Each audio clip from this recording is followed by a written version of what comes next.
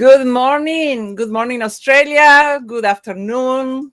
Good evening, wherever you are in the world. Thank you for visiting us in the Brain Friendly channel. This is a space that we have created to talk about the things that affect our brains in our daily life and in our workplaces, and what we can do as leaders or as people to learn more about the brain, our bodies, our minds, and make a difference in how we behave, how we make decisions, and how we interact with other people. Today we have a very special guest. Her name is Maggie Buchanan, and she is originally from England, but she has been living in Australia for approximately 28 years. So Maggie is an organizational development consultant and an executive leadership coach. She has plenty of experience to share with us today, and I'm so privileged to have you in our channel. Good morning, Maggie. How are you today? I'm really well, thanks, Silvia. Thank you so much for having me. And I just wanted to say, actually, today is my first opportunity to talk in public about the health journey that I've been through and some of the really important things that I've learned that I'm just thrilled to be sharing with people. So thank you so much for the opportunity. You're most welcome. And you have a very powerful story to share. And I think it's very relevant to many, many people around the world. We have called this session Journey into Healing. It's a name that I absolutely love. Many years ago, probably 15 years ago, I did a program with Dr. Deepak Chopra in the US, and it was called Journey into Healing. So I thought, well, I'll borrow the name for this session because you did have a journey into healing personally, and I had my own too today because last night, Maggie, because of the storms, a lightning hit a tree and it fell on top of our two cars, and so today we have to deal with insurance, and yeah, the damage was quite severe, and we said, well, should we cancel, should we go on? But really the show must go on, and we must learn to put that smile back on our face no matter what the circumstances are, because while we are alive, we have to enjoy and we have to do as many things as we can in order to continue our life. Isn't that true, Maggie? Oh, so true. But I really feel for you, Silvia. So listen, hats off to you and to Romy for keeping going with this, because I know you wouldn't have got much sleep, I can imagine. No. So, Today. yeah. But that's okay. It's one of the many obstacles that we face in life. So talking about obstacles, would you like to kick it off sharing a bit about who you are and your personal story and why we are here today? Okay, sure.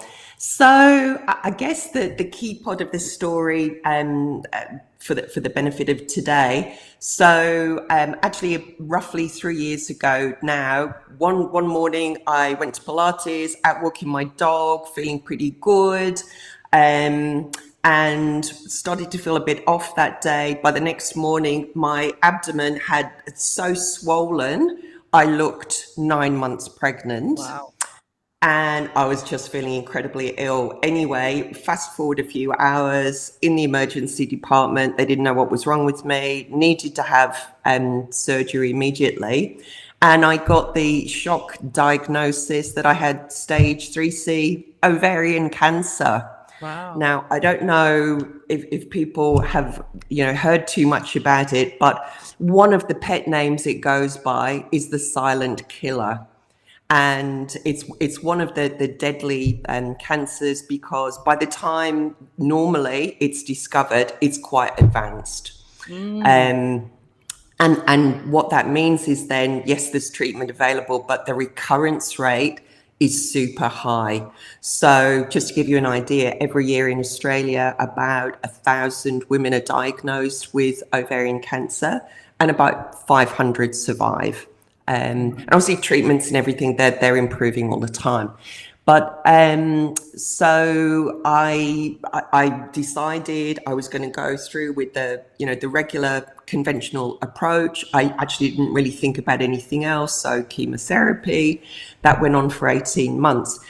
But really, what that started for me then, and particularly because I knew the recurrence rate was so high, I knew I couldn't just rely on the chemo. So it started a journey for me to really explore, well, what's available out there? What can I be doing for myself to supplement, complement this, this core treatment? And look, I've got so much I could say about it, but one of the things that really shocked me, and it's still the case today, what I found was the chasm between conventional medicine and what's considered to be other than conventional medicine. This chasm was so wide, like the two, they're not really speaking to each other. And so for someone who's going through something like that, it's difficult. So so there's a lot of things that people won't hear about from their doctors or even just in mainstream conversation. But once you go out looking for it, there are so many different treatments and modalities, so many of them with really fantastic evidence, because I'm an evidence-based person. And that's really important to me. And I was just so surprised that so many people don't know about these other treatments. And some of this is just, day-to-day stuff, free stuff you can be doing in your own home. So there's so many different aspects to that. There's body-based stuff, there's mind-based stuff. But I guess one thing that I particularly wanted to focus on today, and given the context, is the fact that it's such a huge learning for me. Even if you look at lifestyle medicine and complementary medicine, and they're looking at these, factors like sleep and diet and the microbiome, all of these great things that we're now learning to help keep us well and help us heal if we do become unwell. But one of the really overlooked ones is our emotional health. So how we deal with stress, where some of our, programming comes from, and how that can actually be playing out in our lives, and literally, where our thoughts and emotions are actually creating biochemistry in our body that is contributing to us becoming unwell. Mm-hmm. So that's a bit of a nutshell. Okay, that sounds so interesting, and I appreciate that you share your personal story, because sometimes people don't have the courage to share this, and I'm really sorry to hear about this journey. Are you okay now? Are you going through? I'm doing really well. I finished my treatment and I have regular checkups, and actually something really it's fantastic to share. A couple of weeks ago, I had my latest checkup, and they measure particular blood markers in the case of cancer. I had my personal best level. Wow. And actually the oncologist, he only said as an afterthought, he said, actually said, I don't think I've ever seen that level before. So, wow. I mean, I was totally thrilled, and it sort of validates what I've been doing.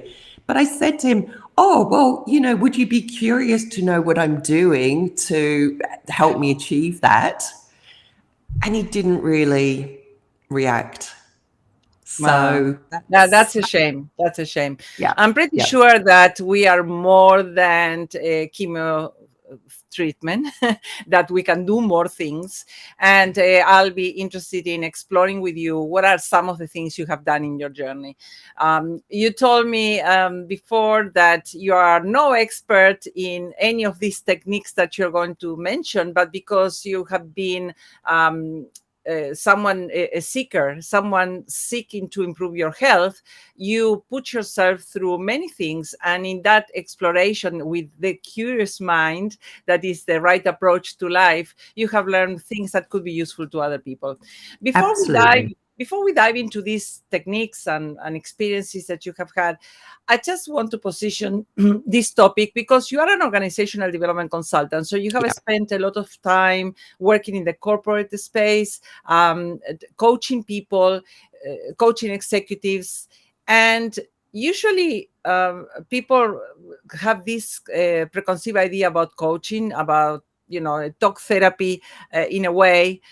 People don't normally talk about business. People talk about all sorts of problems, and usually personal problems. Yeah. And how do you merge this new knowledge that you have acquired with the more traditional approaches to coaching? Because there could be other coaches listening to this, and I think it's important to bring the two together somehow.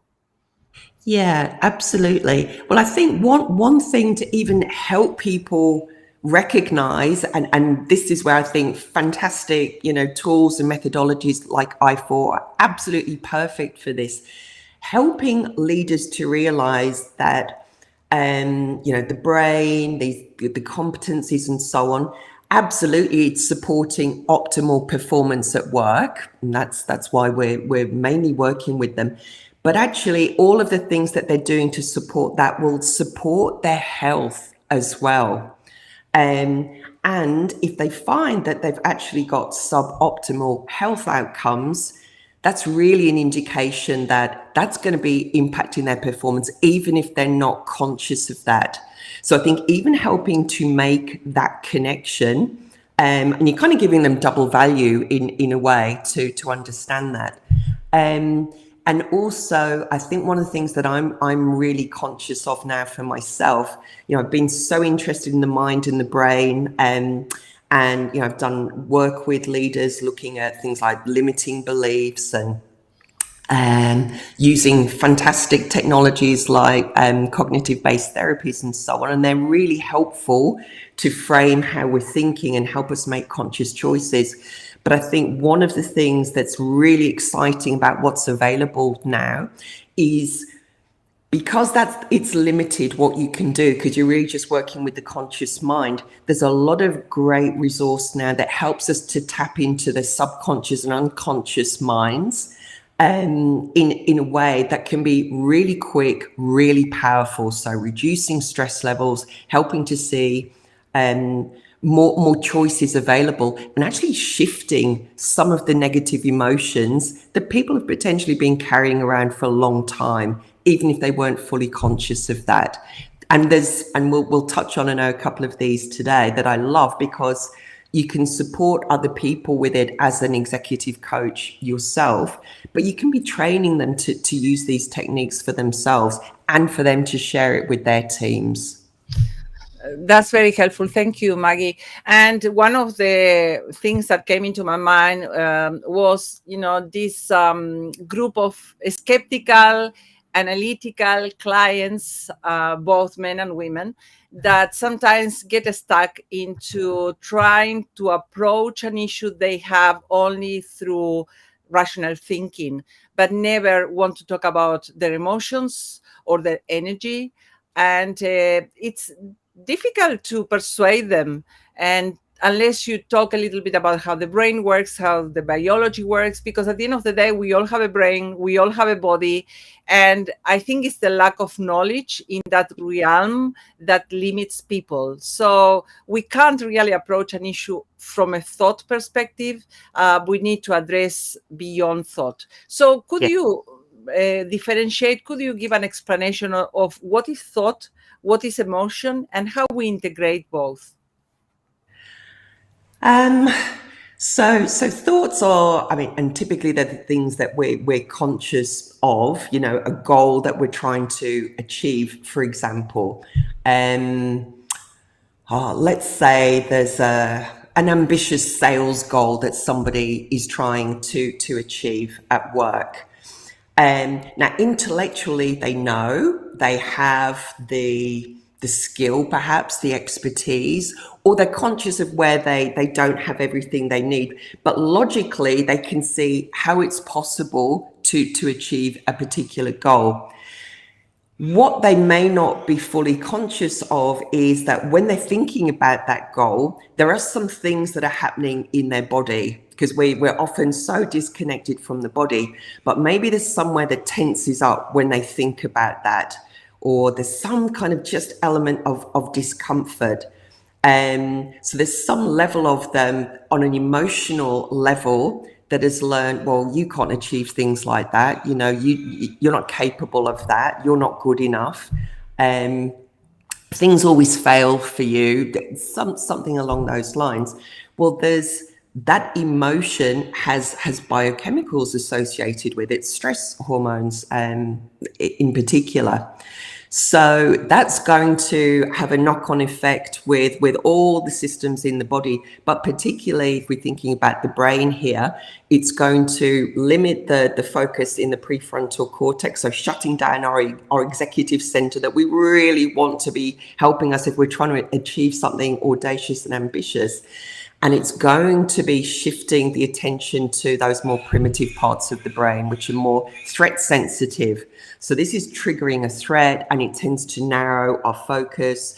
We're then searching in our minds for any related experiences like that. Now, if we perceive that we've failed before at a goal, and maybe if it was a big goal, that's going to be triggering now our body to be going into the fight and flight response. We may not even be super conscious of that, but that's taking our resource away from where we're actually trying to direct our attention. So we're constantly, unless we're really managing that well, we're constantly undermining our ability. So we've got that inner conflict.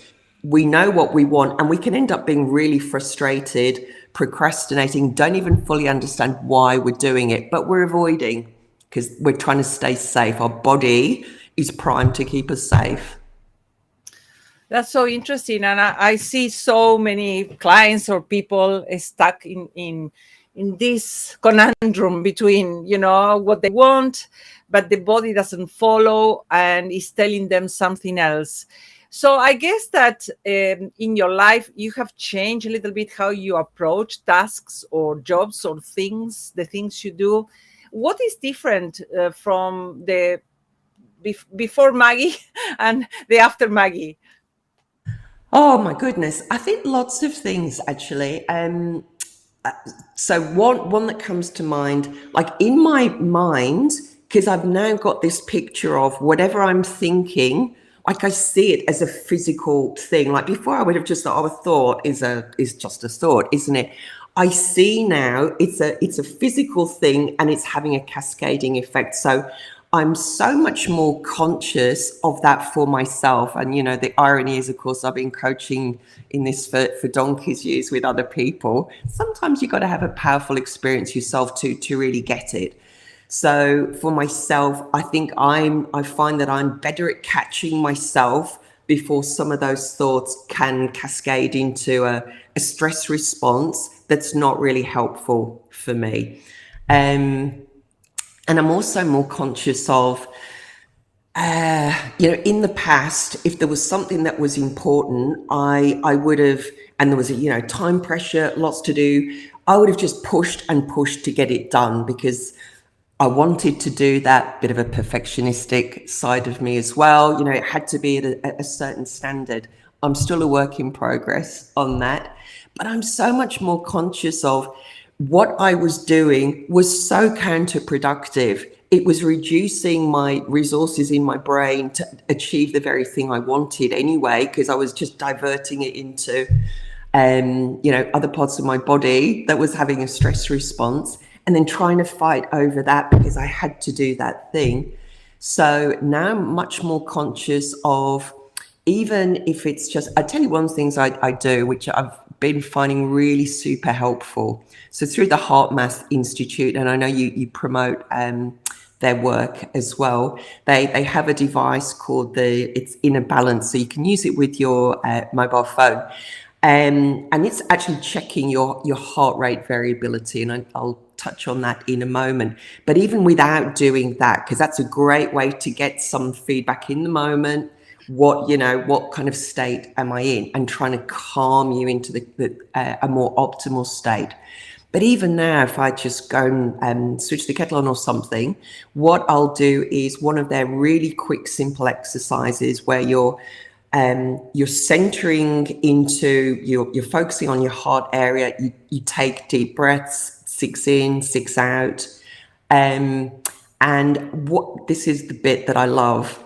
you focus on bringing inner ease into your heart area, inner ease, calm. And I think of that like a thing as well, like this lovely, warm, soft energy that's soothing. It's soothing. And I find that that is such a quick, simple thing to calm my nervous system.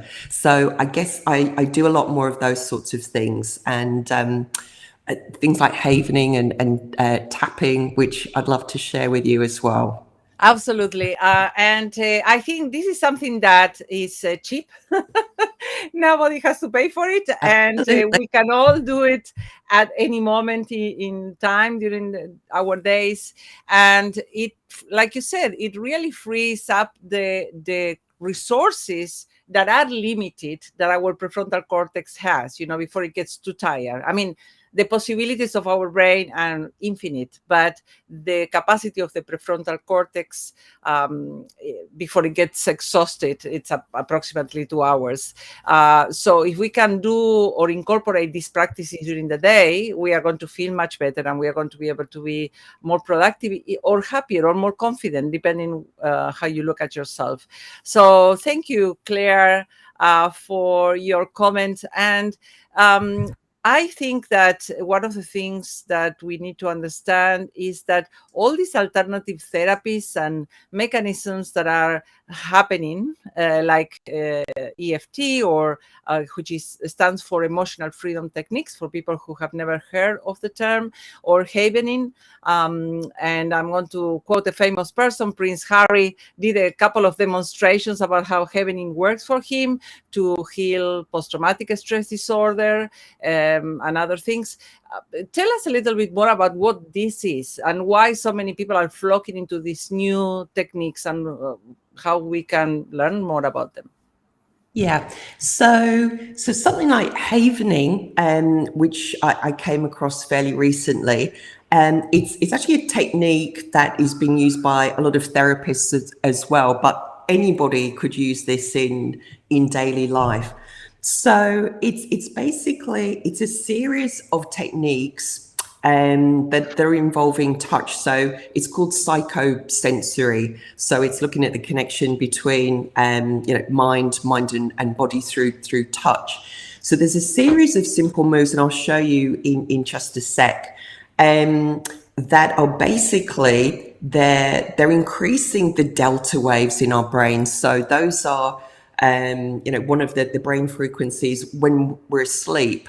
So it's a slow wave, and it's associated with good quality sleep, healing, and memory.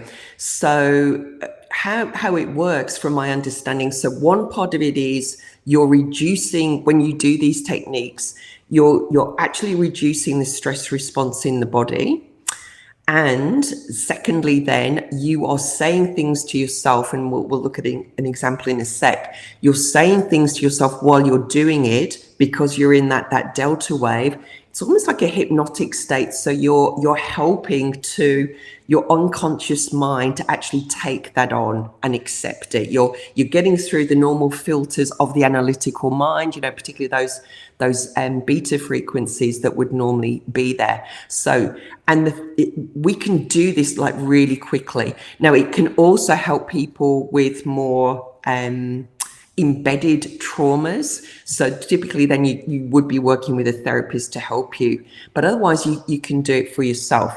So I'll show you just quickly the move. Really Then great. if people at home want to do this as well, I love the feel of this. So there's 3 moves, and you can do all of them or just one of them. So the first one is you're bringing your fingertips up here. So Silvia, you do this with me because you need it after your experience this morning with the card.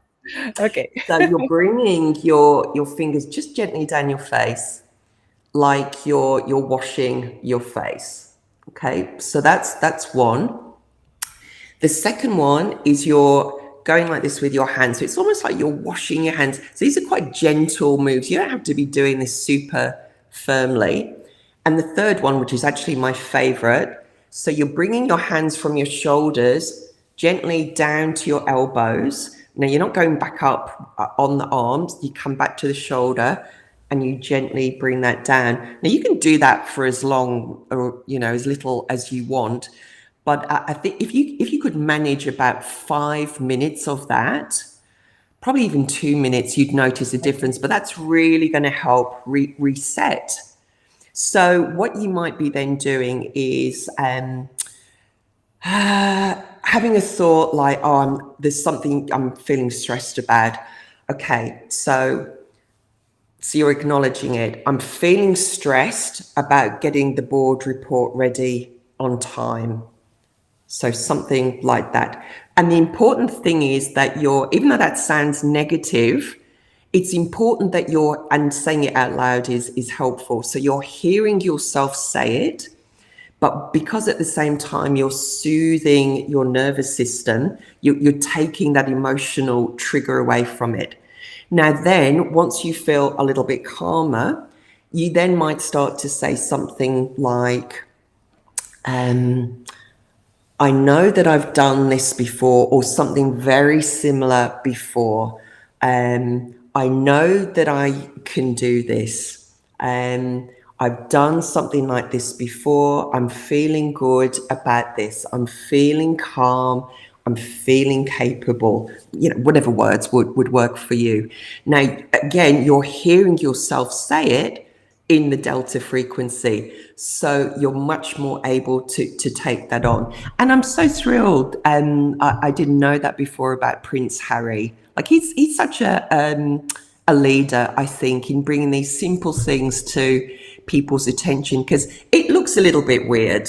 Yes. And wait till we get on to the tapping. So when you have someone prominent like that people will look to and think, well, if he's doing it, it just helps to normalize that for everybody else as well.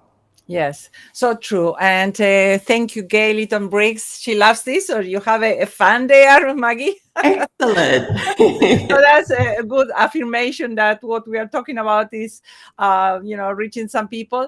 And one of the things that we have to fight the most as, practitioners of different modalities is the skepticism that people that are not in this field present to us.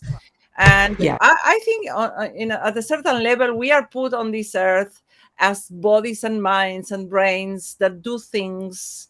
And we are not taught from a very early age how to operate this car.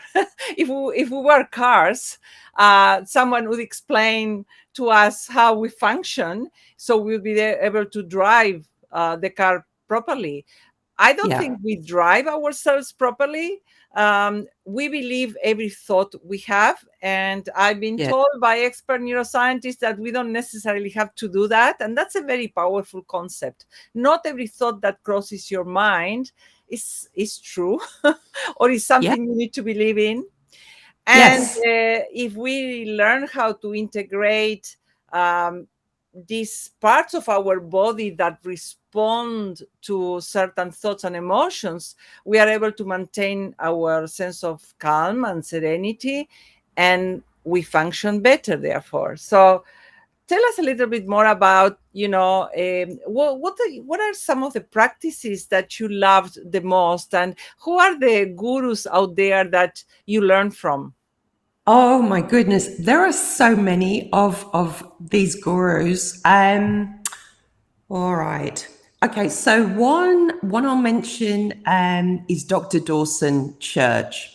And Dr. Dawson Church. And by the way, because there's a part 2 to the blog that I wrote to support this session, anything that I mention and links and things, I'm going to pop those into the blog, which I'm putting together next week. So people can access this, because it's really valuable stuff. I could say lots about Dawson Church, but two super important things that I got from him. So one of the things he does is he runs a school that teaches the emotional freedom technique, so otherwise known as tapping. And so there's great resources around that. So And the other thing he has are meditations. Meditations are really important, and I'll share something really hot off the press, and that's quite exciting from one of my other gurus in a moment. But maybe if I just say what the tapping is, and we won't go into too much detail on it, but I guess a little bit like the havening, this is part of a group of therapies that's called energy psychology. So there's a whole field of science, and it is a science that is now understanding different energy fields that we have in and around our bodies. So some of them we know about already, but others are more subtle, and it's kind of things we've heard about from Eastern traditions and yoga and Chinese traditions, but we're actually finding out more about that. So what tapping is doing, kind of a similar outcome. You go through a series of moves, and again, you can do this in yourself, and it can be really quick, where you're tapping on certain points on meridians. So that's from the Chinese approach to how energy systems run in your body. But there's certain ones that are quite potent. Now, when you tap on those in a particular sequence and you're saying negative things that you're feeling in your body, and it might just be, feeling really rage or all sorts of things that that's really unhelpful. Going through that, again, it's bringing the cortisol down. Like, that's a proven thing. You can then start to implant more positive expressions. I'm open to the possibility of, etc. And by the way, so that can be used, just by yourself. But again, where people have more what's known as the big T trauma. So PTSD would be one really good example. There's clinical versions of this.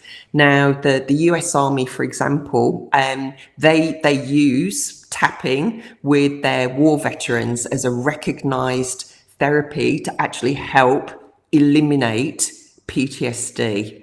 So, and I know there's a doctor here, Dr. Peter Stapleton. I think she's at Bond University in Queensland. She does a lot of work in this space, including helping people working with, I think, eating disorders and weight loss and all sorts of things. It's got so many potential applications. So the other person, but I'll stop and take a breath in case you want to ask me anything. But there's another piece I I was want going to add, since we are on the topic of EFT, I did EFT training many years ago with the guys from EFTdownunder.com. And I think Dr. Steve Wells and it was a psychologist and a doctor together training people. And I've never seen how quickly people got over phobias when they were treating practitioners from the audience that attended their program. Like, they would call someone on a stage and they would do a proper EFT sequence and talk to the person. And it was incredible how people went from, I'm fearful of spiders, from 1 to 10, how much? 10, and how quickly they took them down in terms of how they were feeling about it. So it was extremely powerful. I was working for a bank at the time, and when I tried to bring them into the bank for some sessions around emotional intelligence and self-management, people automatically rejected the notion. People like the theory of emotions, but they didn't really bought into doing the tapping. And I felt quite frustrated because they were extremely good in what they were doing. But the resistance of the audience was so much that I decided, okay, well, it's not the time.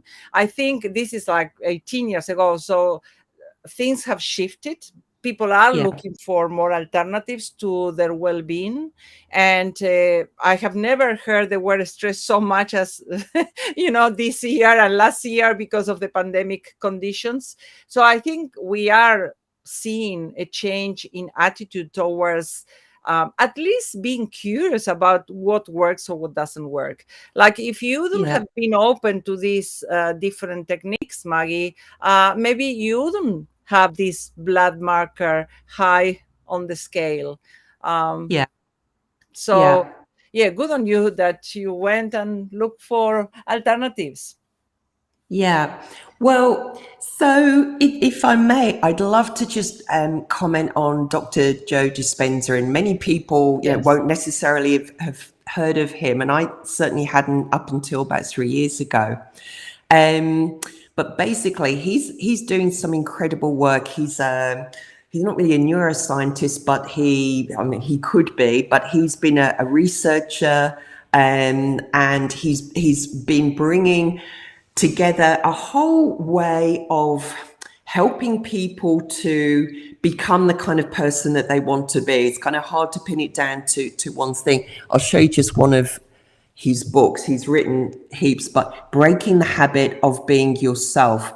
And I guess one of the key things, and you got that one, yeah, Becoming all of his supernatural. books are fantastic. So in Yes. terms of explaining the science behind the brain and the neuroscience and loads of the new sciences, because he's really drawing on quantum physics now as well. But I mean, the premise is that we can, in whatever facet of our life that we're trying to achieve, we can actually recreate ourselves. We've got this programming that we touched on before. So there's ways that we can become a new person. And I'm massively simplifying this, but the bit that I love, so if we think there's a particular goal or outcome that we want, and we think that's going to be enough, and if we just keep saying it, or maybe do loads of affirmations if we're that way inclined, it's not. And coming back to, your point before about the emotional side, if there's any lack of congruence in your body about whether that's really possible, of course, you're not going to achieve it.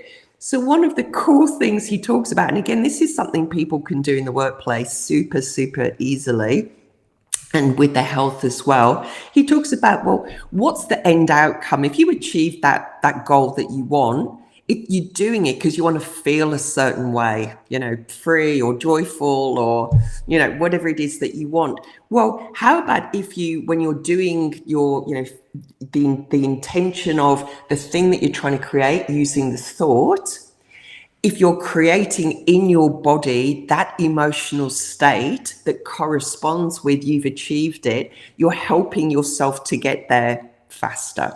So that's kind of the premise. Now, what he's really, it's evolved over the years, but more and more people are going to, seeking out his work and going to his retreats for health conditions. So that's particularly why I'm raising it today, but it's not, exclusive to that.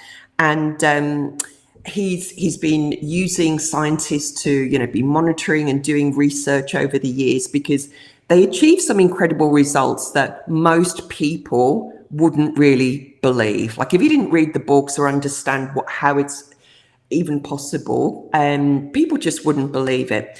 Well, there's a really great study that has just been done, and they shared on a live stream recently. So this lead researcher, he's Professor Hamel Patel from University of California. And basically, the thing that they did, they were interested to see what was the impact of the people who do Dr. Joe meditations, because that's a core part of what he does. There's meditations that support that process I spoke about. And they were interested to see what was the impact on COVID, or what was, the COVID impact on these people.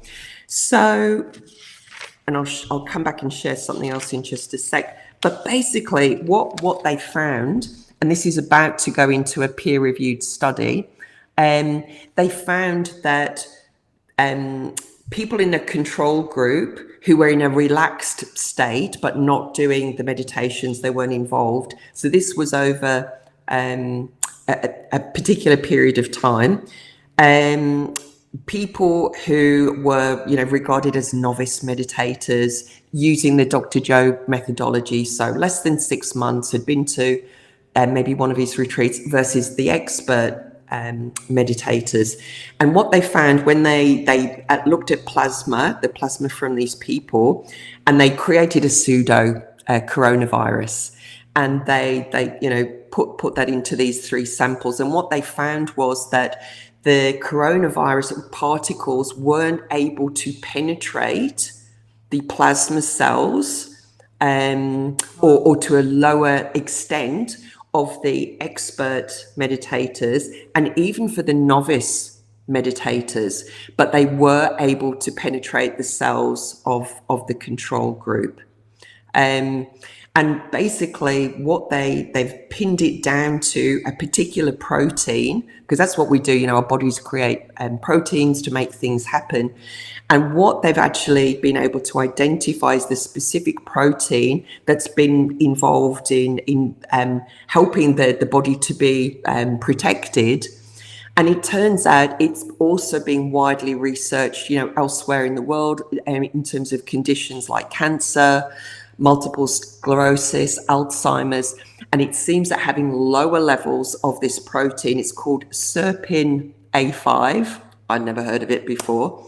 But having lower levels of that protein leaves us more vulnerable to those sorts of conditions. I guess the message is something and they weren't controlling for diet or other aspects of lifestyle. It was simply the meditations. So, and they're now doing more research, and they're looking at specifically cancer and other conditions. But this, when that comes out into the journals, it's going to create quite a stir, because it's really saying that's the power of your mind to create biochemistry that's protecting against, COVID-19. Unbelievable. This is massive. It's yes, massive. and what I like about Dr. Joe Dispenza is not just his knowledge, his life experience. He was a chiropractor when he suffered a car accident, and he healed himself without having undergone surgery. And it's an amazing life he's had, and he's a big influencer today into the topic of people healing themselves. And for those people who want to learn more about meditation and how to do it properly, it's not that difficult once you learn it, but at the beginning it can be a bit daunting. And what most people will say is, oh, I don't have the time to meditate. And my answer to those is, well, if you don't have 15-20 minutes per day, you don't have a life, because we can all close our eyes for 15-20 minutes. If you can do more, great. If you can't, 20 minutes per day in the morning, and if you can, 20 minutes in the evening, will certainly help you, navigate through life challenges much better. I actually saw another book today, and I want to recommend, besides Joe Dispenza's books, this is a fantastic book called The Supermind, and is by Dr. Norman Rosenthal. He actually explains, to the level of detail how meditation works, what happens in the brain, what happens in the body. He has worked with Dr. Fred Travis in America. Dr. Fred Travis appears in our documentary, Make Me a Leader, and he's a 40-year-old meditator, and he has researched transcendental meditation to the nth degree.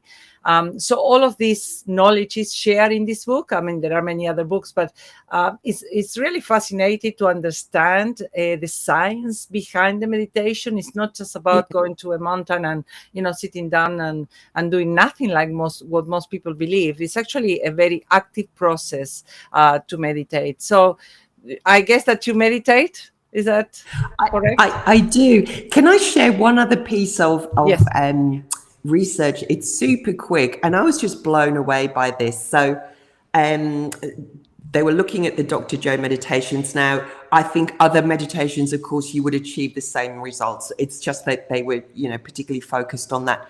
Now, one of the things, and I put it in the blog, heart rate variability. So, that's that interval between our heartbeats. Now, one thing we know, if we're wanting to optimize our health, having the higher our heart rate variability, the better. So anything that can boost that and how we can track that is really important.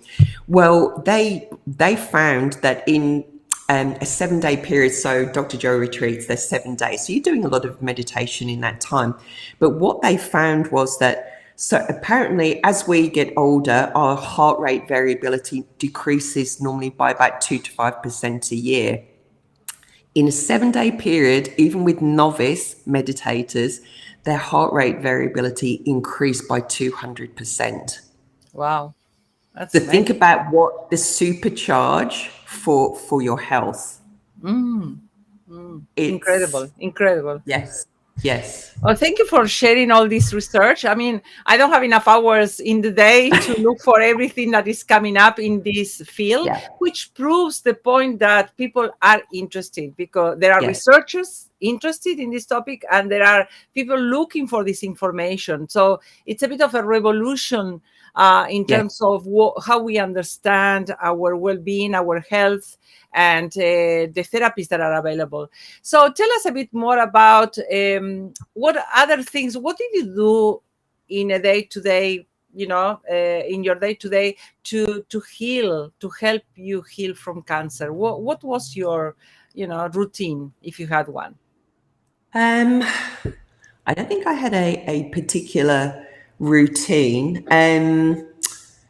So, I mean, apart from, I guess, coming back to maybe some of the other body-based stuff, because I mentioned in the blog about the vagus nerve and heart rate variabilities, Yes. measuring how well your vagus nerve is working. So one of the things when I realized that a lot of body-based just activities are helping to tone your vagus nerve.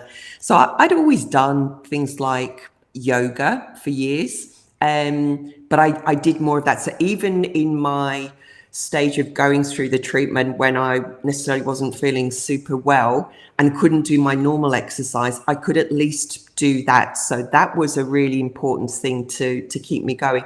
And part of what's important, because people think it's a physical activity, and of course it is, but part of it is how you're regulating your breathing. So I became more conscious of that as well, and even just noticing in life off the yoga mat, okay, oh, I've just noticed I'm holding my breath, like I'm doing something, a task, wow, just noticed I'm holding my breath, or I'm really breathing from up here rather than those deeper belly breaths. And I really noticed that when I breathed into that, if I was feeling tense, it really does help to release it. I was fascinated, and I started to use this technique, and probably people have heard of, he's known as the Iceman, Wim Hof, and he Yes. introduced this sort of concept around cold showers and breath work. But it's all to do with stimulating the vagus nerve. So even though we may not have ice baths at home or even want to really do that, even simple things like at the end of your shower, building up your ability to just turn the cold tap on and have the shock of that to your system is really helpful to reboot your system. And then anything similar, like gargling, I was really amazed. So I do that as a regular routine now as well. So that could be as simple as before, or after you brush your teeth, morning and evening, just do about 30 seconds of gargling. So really put some water in and really do it, quite powerfully. It's all helping. Singing, really good. Chanting and humming. So some of those more, people would think, oh, those are kind of spiritual practices, but it's actually explaining why they are helpful, because it's all stimulating, our vagus nerve. Massage. I did a lot of massage as well, or had lots of massage. So lots of nurturing for the body. Two other things I'll mention as well, super quick. One, I use traditional Chinese medicine and particularly the acupuncture part of that.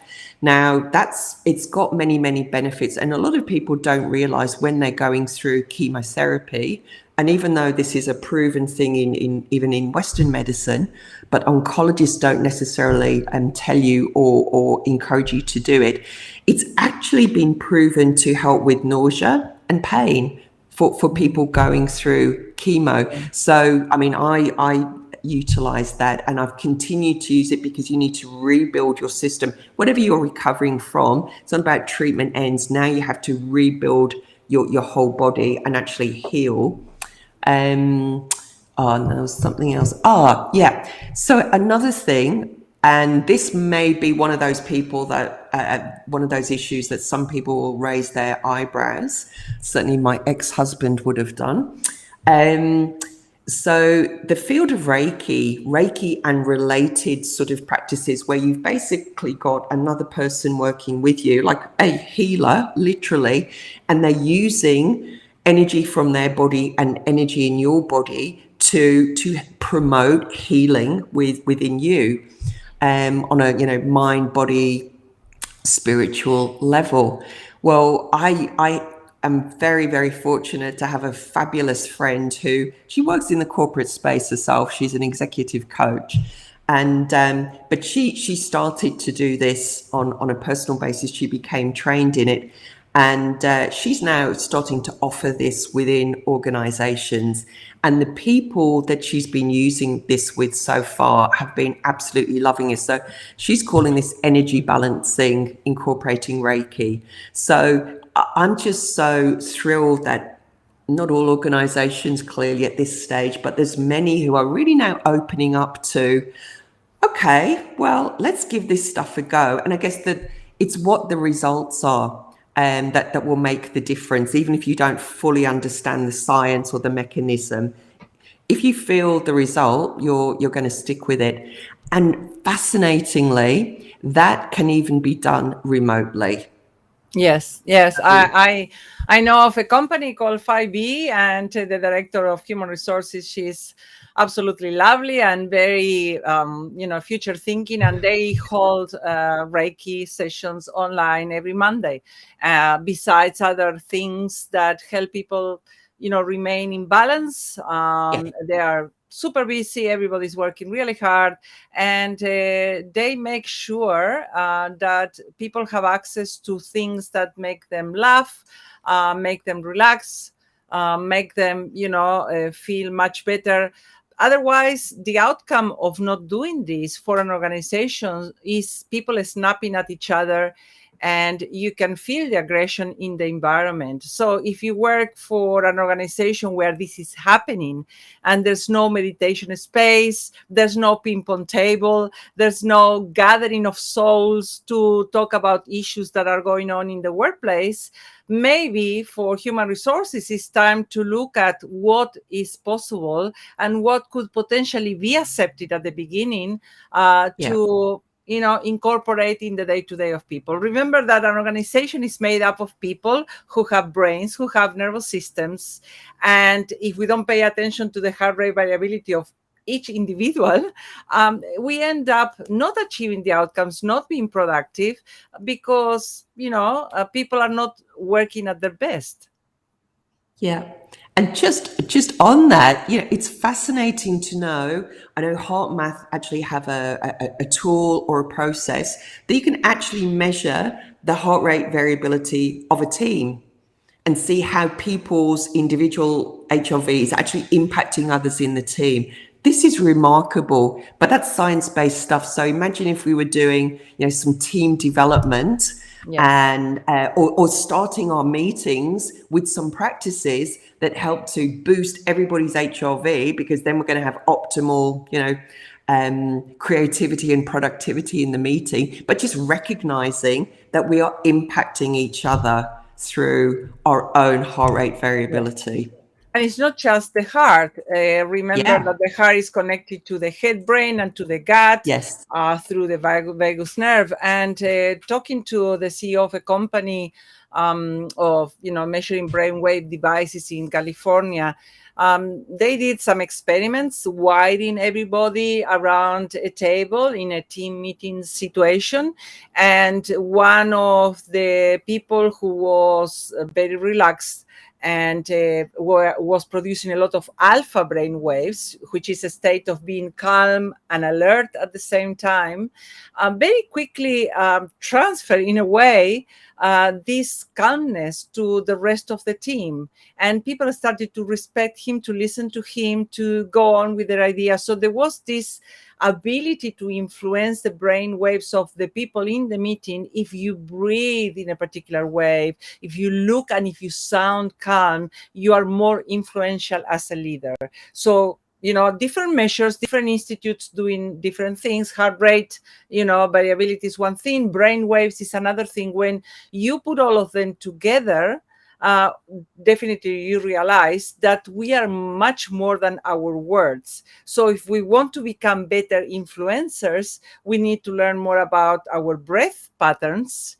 And if we Yes. are talking to someone quite exasperated because we are upset or we're in a rush, your influence is not going to be as big or as powerful as if you are a calm person, thinking what you're about to say and breathing in, breathing out.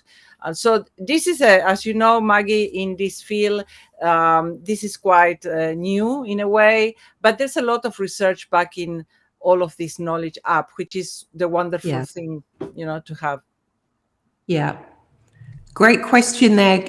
Keen to know how to measure team heart rate variability. I'm keen to know as well. So I'm going to take that upon myself to check out, what's available around that.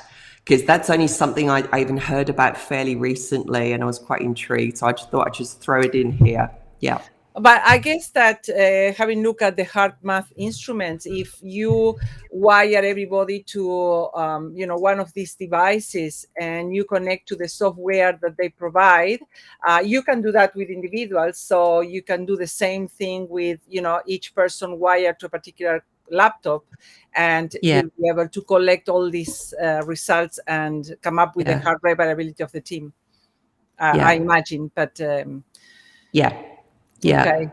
So Yeah. great questions. And I think, when you go into an organization and you start to talk about this, it's so important to have all these instruments and, maybe get one and test them. That's how I started with all of this. Anything that I talk about, I like to test them on myself or on my team. And then you go out with more confidence, because this is quite new, but it's, people are doing it. Very few organizations, but if you are willing to become the guinea pig of all of this, you're more powerful as a leadership consultant, because you go Yeah. with a set of things that other people don't use. Yeah. Absolutely. So thank you so much for sharing this hour, these 60 minutes of your valuable time with us, with the audience. I'm pretty sure that people are walking away with lots of things to go and research, which is the idea. And congratulations on your own journey, if that's a word that matches. But I see you as the hero of your own life. Taking ownership Yeah. and doing things that perhaps you didn't feel like doing when you were sick. Yeah. And that's probably my last question. How did you manage to do certain things when probably you don't feel like it? Um, I think one of the things that really made a huge difference for me is knowing that the belief you have, that the placebo effect, it actually matters. So just even realizing that staying focused on the belief that I was going to get well, like Okay. I had no doubt about that. And that just being, I think one of the things I learned to do more, not super good at this, actually just having a little bit more self-compassion. And there's a whole other, scientific area that we could explore. But from a health perspective, just that, well, what can I do? What can I do today? And really appreciating any good thing in terms of how I felt, or any little bit of progress, or anything like that. So I really did use the power of my mind. That's fantastic. And we have someone, Maite Crespo, says, I think our bodies talk louder. And let me just move this so I can read it. If your muscles are tense, the stress response is active, and we cannot control our HR or breathing. Do you agree, Maggie? Well, yes, and often we just don't even realize that that's the case. But yet, all of that emotional buildup, it's lodged in our muscles, which is why having wonderful massage or things that release it, exercise that releases it, actually does help us. But starting to, it's chicken or an egg, isn't it? But starting to even do some simple breathing activities, that will automatically start to loosen the knots. Now, it's going to be a process, but you start somewhere. And I guess as you feel, because when you really focus on your body and you can feel, I can feel some release there. Well, then it's giving you more motivation to do it. So the breathing is great, but that's where these things like the tapping that I spoke about before, the research that's available on pain relief, headaches, and so on, just from knowing where to tap specific meridian points. So if we can start to do that, then we're going to be releasing a lot of the tension more readily than we think is possible. Okay. So from what I'm hearing, noticing the tension we have in our bodies really matters. And Yes. There are multiple mechanisms that we can take to, release that tension, whether it's a massage, whether it's the tapping, where it's Reiki, or, perhaps talking to someone. If you can do any of the other things, will help, but that is important for a body to be functioning properly. So we have a few people congratulating you, Tina Wilkinson, for sharing your journey. And I think, people will agree with me that it is a courageous thing to do. So thank you once again for your wisdom, for the work you have done on yourself, and for the work you have done for others while researching all of this. So, Maggie, it's a privilege to have been talking with you, and thank you so much once again. Thanks so much, Silvia. Okay, we'll see you next time. And remember that better brain, better leaders and workplaces. So just in our next episode, and thank you so much for participating with us. Thanks.